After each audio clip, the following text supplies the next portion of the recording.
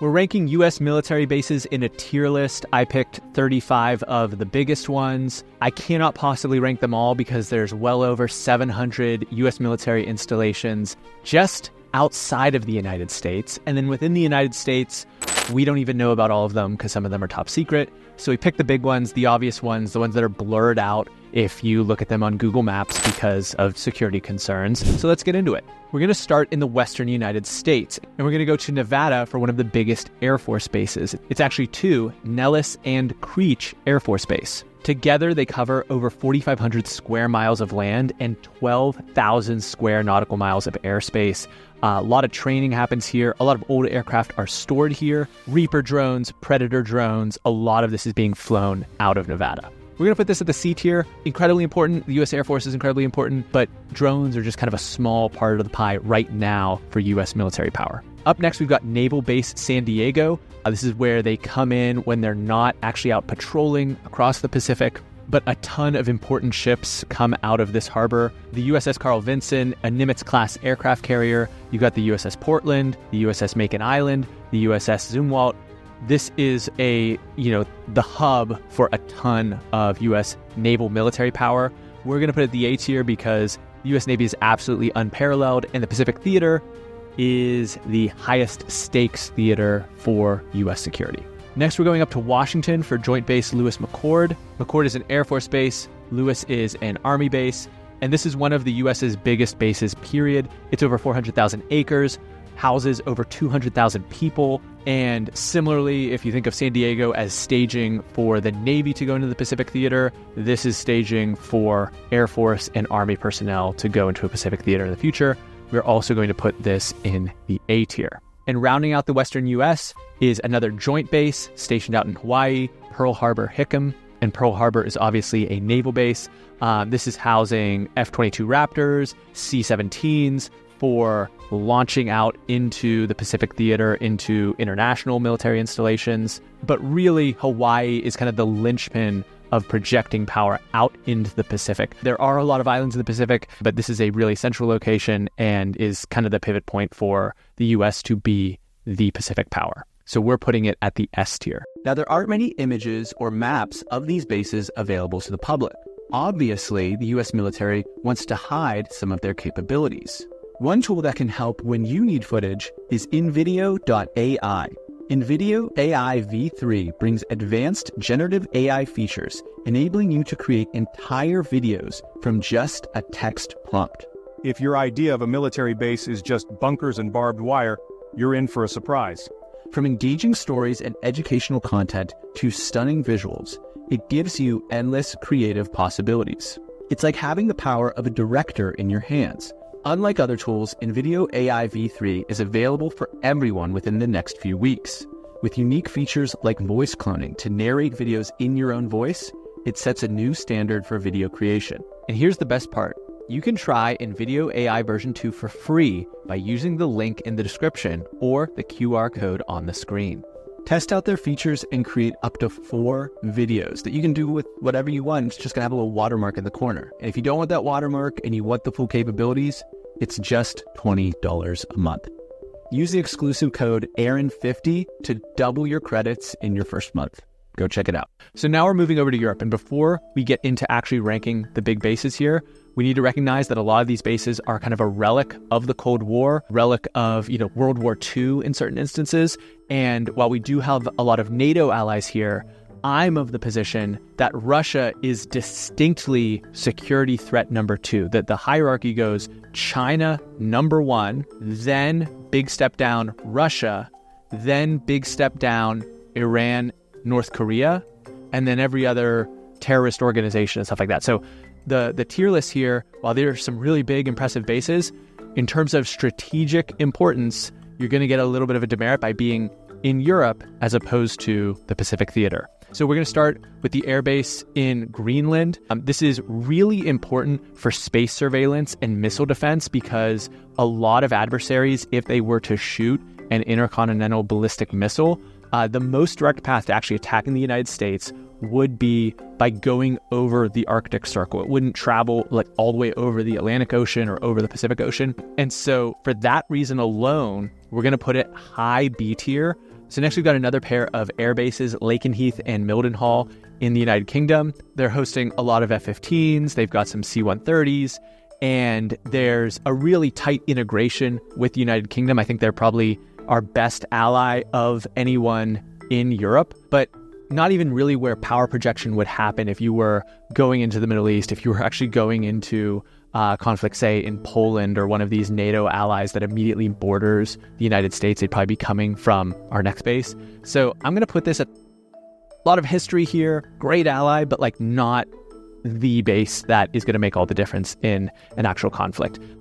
If there was a base that was kind of the deciding base in the context of a NATO versus Russia conflict, it would be Ramstein Air Base. This is the key logistical hub for U.S. operations, not just in Europe, but, sourcing into the Middle East, even potentially supporting Pacific missions. Ramstein was where a ton of troops and supplies moved through on their way into Afghanistan, on their way into Iraq. There's a ton of equipment here, C-130s, C-17s, and also this is NATO's Allied Air Command. So coordination between NATO for different operations in the air is coming from this location. We're putting it at the A tier. So next we actually have two different naval stations, one in Italy, one in Spain. Rota's in Spain, Sigonella is in Italy.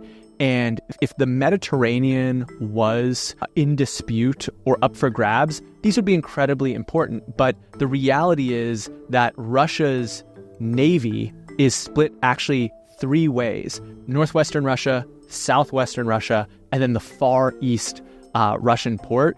And so Russia isn't really capable of kind of consolidating naval power into a particular body of water and creating a conflict there. So I don't think there's any question about the U.S.'s ability to secure the Mediterranean, considering that Italy, who also has a capable navy, is also operating within the Mediterranean, and they're a good ally of ours. So it's nice that we can dock there and we can kind of also fuel up and move logistics through Italy into the Middle East when we need to. But neither of these bases represent protecting us from an existential threat or a key strategic area. I think it would be pretty straightforward for just a couple ships to basically choke off the Mediterranean from any adversary that we needed to. So for that case, we're going to put them both on the C tier.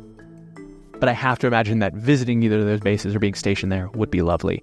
Same thing with the Aviano Air Base in Italy. Same basic idea. You got F-16s there. You have the ability to project power into Eastern Europe from some of these bases, but it is just not fundamentally where the biggest challenges for the U.S. military are going to occur. So we're actually going to put Aviano down on the D tier. Moving on to Asia, this is the only theater with two really clear threats. We have China and North Korea. North Korea is primarily a threat to South Korea, and China is aggressive throughout the South China Sea. They're a problem for Taiwan, they're a problem for the Philippines, they're a problem for Vietnam, and they are a problem for Indonesia. We're going to kick things off with our first S-tier base, which is in Guam.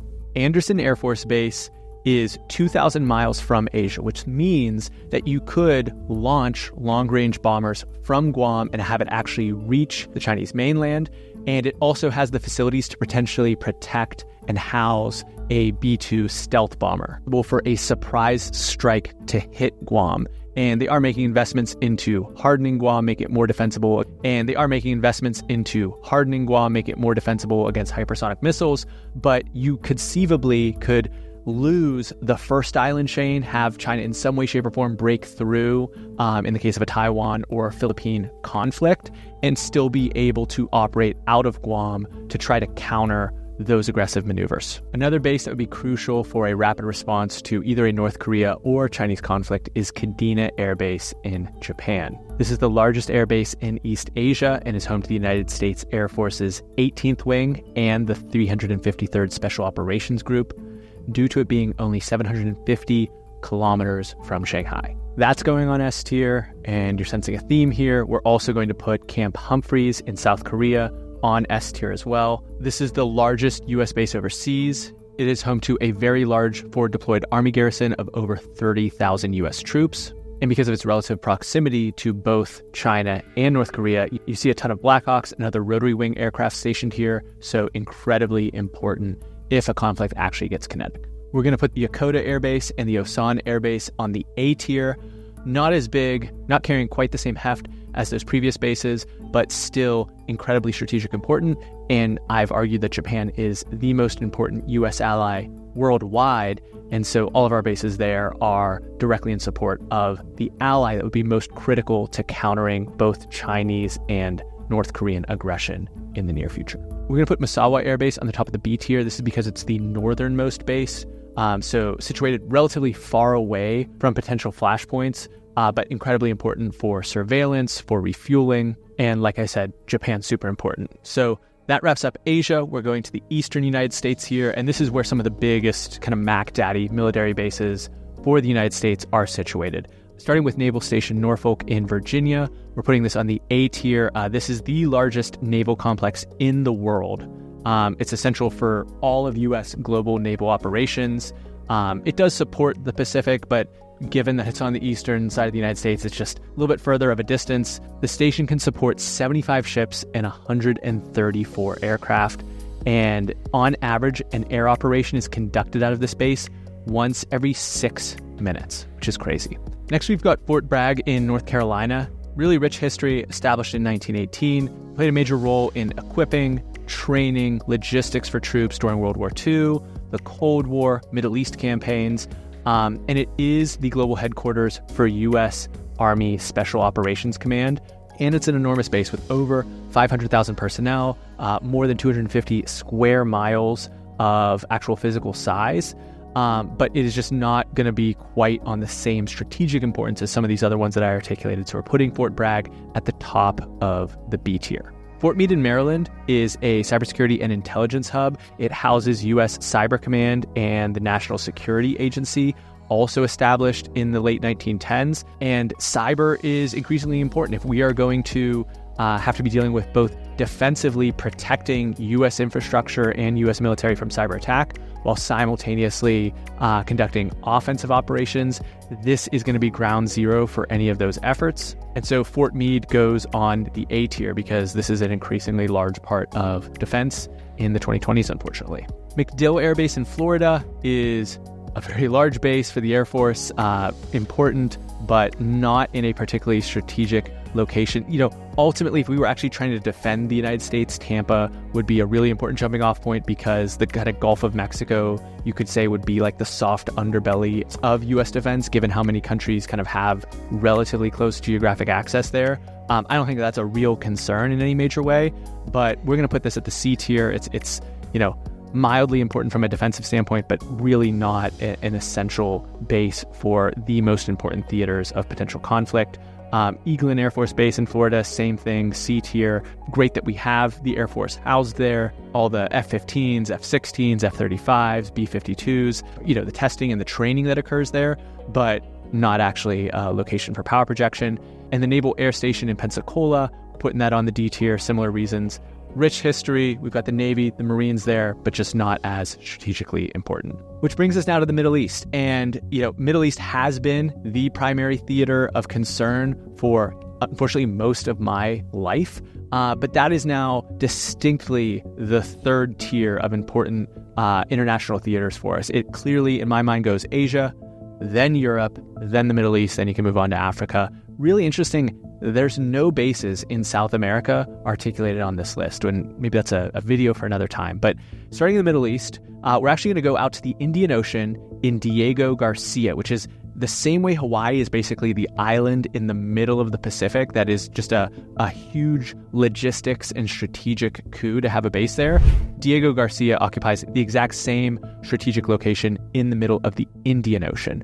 And this is important actually in the context of Asia, because if you were thinking about projecting power into the Indian Ocean, disrupting fuel supplies, going from the Middle East to China, this would be the hub of choking off that supply. People have talked about cutting off the Strait of Hormuz, but there's going to be tankers and other routes where that energy could actually be traveling. Diego Garcia is where that's going to be cut off. So we're putting it on the B tier just because it is such a unique location, and also a base for B-52s to go bomb anyone in the region that wants trouble. Next, we're going to Camp Lemonnier in Djibouti. This is not a very big base, only 500 acres, but Djibouti is a really important choke point for any goods traveling out of the Indian Ocean into the Red Sea and towards the Mediterranean.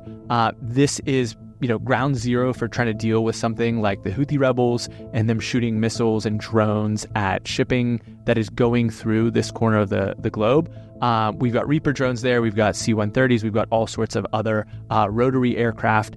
And it has to go in C tier just for the Houthi issue and the ability to secure some degree of global trade. Next is Al-Udeid Air Base in Qatar. This is the largest military installation of the United States in the Middle East, and it is another hub, somewhat like Ramstein, for overseas American operations, moving logistics from place to place.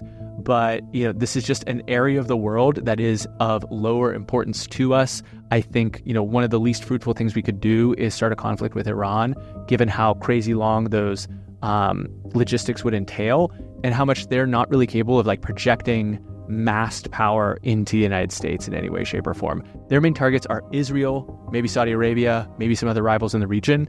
My argument has kind of been, let's back away and see if they can kind of find their own balance there. So D tier for Al-Udeid, same thing for naval support activity Bahrain, also going on the D tier. This is a substantial military base. It's got the U.S. Navy's 5th Fleet and U.S. Naval Forces Central Command. As it pertains to our interests in the Persian Gulf, this is where we project power into it. My argument is once again just that the Persian Gulf is not that important to the United States as we've become energy independent. Incirlik Air Base in Turkey, somewhat similar, is important for projecting power up into Europe, and I think Turkey is kind of the swing NATO ally, swing ally in general. We made a whole video about how big a deal Turkey is at a geopolitical level, and I'm going to put this basically at D tier because if there was an ally that we wanted to deepen ties with of anyone in the region, I would argue that it is Turkey. We want to be as aligned with them as possible, but this was more historically important than I expect it being an important airbase going into the future. And last, we've got central U.S. We've got Fort Hood in Texas. This is the world's largest military base by area, over 210,000 acres. Incredibly important from a training standpoint, from a housing standpoint, and the ability to train an enormous amount of troops to then go out and conduct the operations that the U.S. military needs.